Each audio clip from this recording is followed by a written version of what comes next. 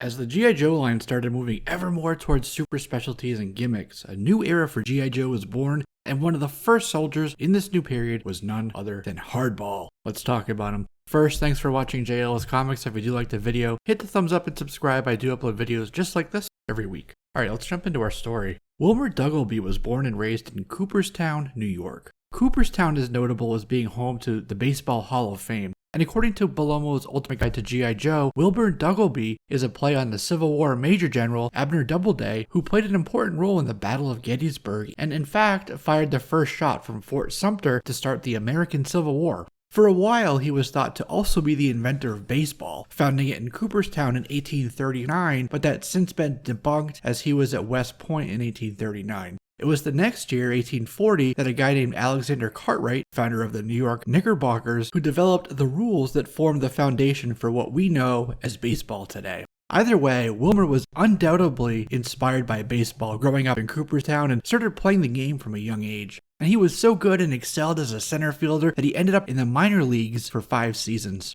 The Major League Scouts were not coming to recruit him, and so after half a decade on the baseball field, he started looking for his next opportunity. And he was attracted to doing something still team-based, somewhere where he could share the field, and so joined the United States Army. And Wilmer trained and graduated as infantry, using his long-range outfield skills to separate himself with his MGL proficiency, the old break-action M79, M203s, both in-hand single shot and underslung, the single shot H&K M320, and the M320A1 GLs, the U.S. Marine Corps' M32, the General Dynamics Mark 47 Mod 0, the Striker 40 AGL, as well as the Mark 19 Mod 3 and the Hawk MM1 that Arnold used in Terminator 2 and Poncho also used in the first Predator movie, and the Russian RG-6, and all other manner of MGL and GLM 40mm launchers, and anything from illuminant charges to star clusters to white phosphorus and flares to less lethals like the M651 CS round up to HE, HEDP, and anti-personnel rounds, and even the Mark 285 Smart Airburst grenades,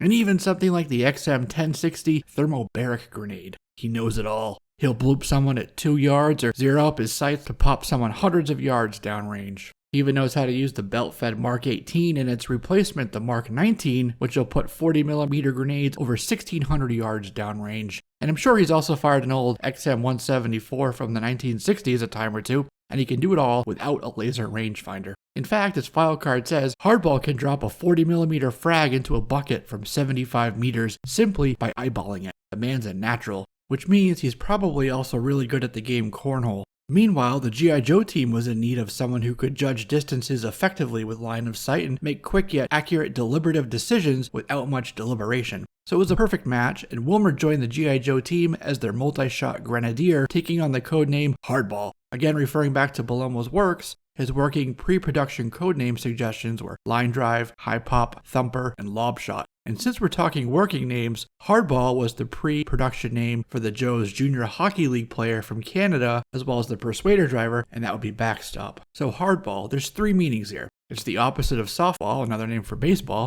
and it's the nickname for Full Metal Jacket. It's also a word used for hard paved roads, which he's seen a lot of because as we go through this, you'll see that he's associated with Big Joe vehicles like Rolling Thunder and Mean Dog, which of course would be driving on Hardball frequently. On his officially licensed Impel trading card, it's noted that to him, firing a 40mm XML grenade launcher with adjustable graduated sights calibrated in 25-meter increments is like throwing a fastball at home plate. And later, if it's good, Mighty Cobra has struck out. If not, he's still got his Beretta automatic and his ordnance-proof backpack filled with extra innings. Hardball first appeared in Marvel Comics and Larry Hama's A Real American Hero comic book series with issue 80 toward the end of 1988 after his action figure was released, which I'll get to in a moment. He shared this first appearance issue with Hit and Run, Muskrat, Charbroil, and Rumbler. When we first meet Hardball, he's with a team over a highly unstable landmass in the Gulf of Mexico, 200 miles from Cobra Island. It was strategic, and so they were there to try to claim the new landmass before Cobra could establish a foothold there. As Wild Bill took the C-130 over the drop zone, Hardball said, "Bases are loaded and we're up next, Charbroil.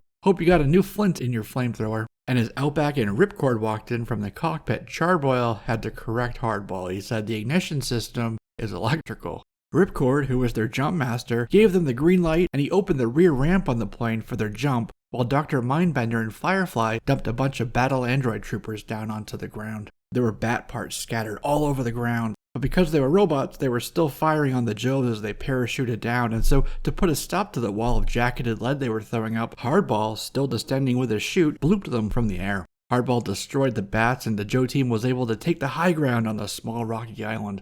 And from their elevated position, the team kept the volume of fire on the attacking bats, drawing their fire so that Outback and Hardball could set up 2 strong points with intersecting fields of fire. And during the firefight, Hardball and Muskrat had a good exchange. Muskrat said, "We're gonna get blown to smithereens for a worthless pile of rock, Hardball." And so Hardball replied, "That may be true, but at least it'll be our pile of worthless rock." And so Muskrat said, "I'm not sure what that means, but it sounds worth shooting back for." And Hardball commented, "Whatever turns you on," as they continued punching holes in the bats with their projectiles. Cobra then started dropping bats behind their position, so Hardball told Ripcord that he'd take care of it. And he was right. 340 Mike frags later, and he was batting 1,000. He took them all out. All the explosions, though, were weakening the already unstable island. They had to jump on the Rolling Thunder at the last minute, and the island sunk as Lift Ticket swooped in with his helicopter to hook up the Rolling Thunder and fly them all out of there to safety. As the island disappeared, they left Mindbender and Firefly adrift in the sea, surrounded by dead vipers and bat parts.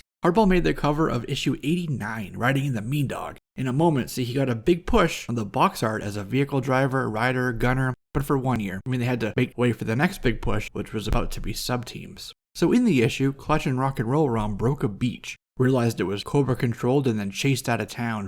Meanwhile, Hawk and Scarlet were transporting a Mean Dog down the Jersey Turnpike for a systems trial as Hardball and the team were on the Mean Dog, manning the vehicle from the bed of the truck. That's when Hawk got Clutch and Rock and Roll's frantic radio call for help. So they dumped the Mean Dog right onto the Jersey Turnpike, and they took it due east right over farmland and off-road terrain to meet up with their teammates. And they intercepted the 2 Joes who were in Clutch's Barracuda, so they took out the pursuing Fangs with their Mean Dog. But they still had the Hiss Tanks and a Dreadnought Cycle to contend with. Now, Hardball was manning the fast attack scout car component of the Mean Dog. Hardball launched a volley of missiles at the Hiss Tanks, while the others let loose with their M200 and the M60. They then emptied their weapons into a grouping of Pogos, so out of ammo, they just drove over and crushed the Pogo that Zanzibar was in. After this, Hardball went on a couple special missions, jumping titles. In his first special mission, Dusty, who was on CQ duty, woke up Hardball, Muskrat, Shockwave, and Hit and Run in the middle of the night, telling them that they had a secret mission. Stalker met them outside of the pit with a plane, telling them that they were headed to Siliconville in California to help with a hostage situation.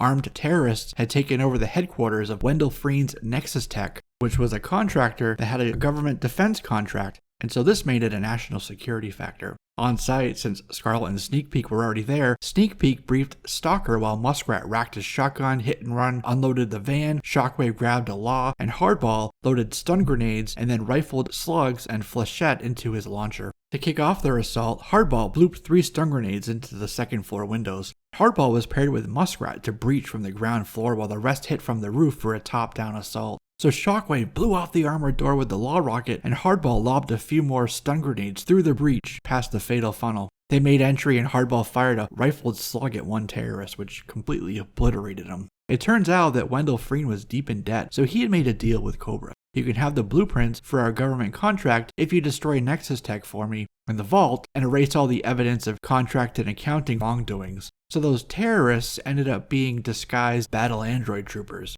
Hardball and Muskrat were the ones who noticed their familiar movements and pieced it all together. And just as they figured that out, a bat lined up behind them for a kill shot, but they both spun around and blew the bat into an unrecognizable mess of burning twisted metal and chip components. And back at the pit the next day, Hardball woke up his buddy Muskrat to tell him the twisty plot details that had emerged about their mission. The next special mission he went on took place at Flushing Stadium in New York, home of the New York Mites. They were there on POTUS security detail. Scarlet, LJ, Jinx, and CoverGirl were posing as cheerleaders for the New York Mites versus New York Dandies crosstown game, which was an obvious play on the Mets versus Yankees. Cobra showed up and kidnapped the president, taking him away on a Goodyear blimp. So Hardball took a smoke grenade, pitched it to CoverGirl, and CoverGirl swung her bat for the fences, so to speak. After a large crack with her wooden bat, she hit the grenade right through the window of the cockpit on the blimp. And it was just what the team needed to free the newly elected president. And so Hardball remained on active duty with the team until 1994 in issue 155, where they were stood down and the base decommissioned. When Hasbro passed the publishing license on to Image and Devil's Due for their non-canon, non-Larry Hama run, Hardball came back to the team. After a massive battle on Cobra Island with Cobra and Serpentor's The Coil, the newly reinstated team was in mourning after a few of their own fell. So Duke assigned a skeleton crew to the pit. Some agents were deployed, but everyone else was told they were now on mandatory leave, go home, take time, grieve, be with their families, and think about and appreciate life.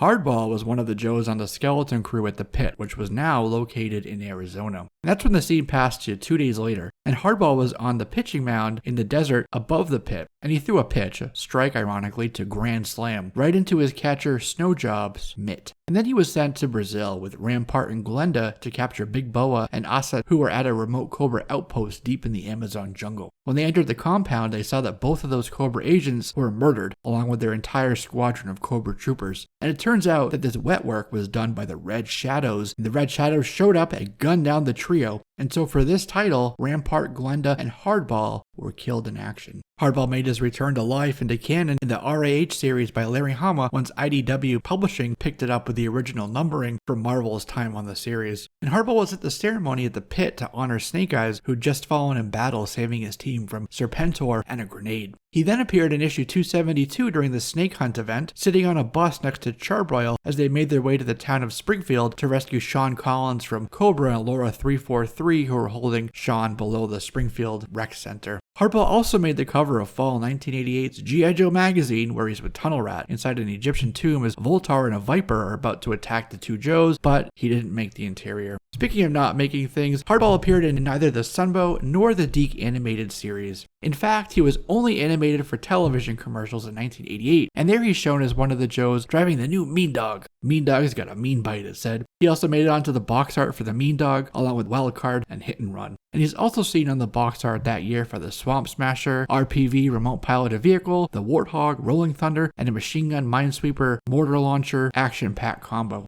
The same year, Hardball's V1 figure was released, and I say V1 because there really was no V2. This is the only action figure that he had for a long time. If you want more Hardball parts, you'd have to go pick up either version of Street Fighter's M. Bison. But in 2018, for the G.I. Joe convention that year, there was a 25th anniversary style Hardball for the Slaughter's Marauders. So where will Hardball show up next? Who knows? But until then, that's a wrap on this one, my friends. Thank you for watching. Don't forget to subscribe and you'll be one of the first to know when I upload videos just like this each and every week. I'm Jesse, this is JLS Comics, and I'll see you soon.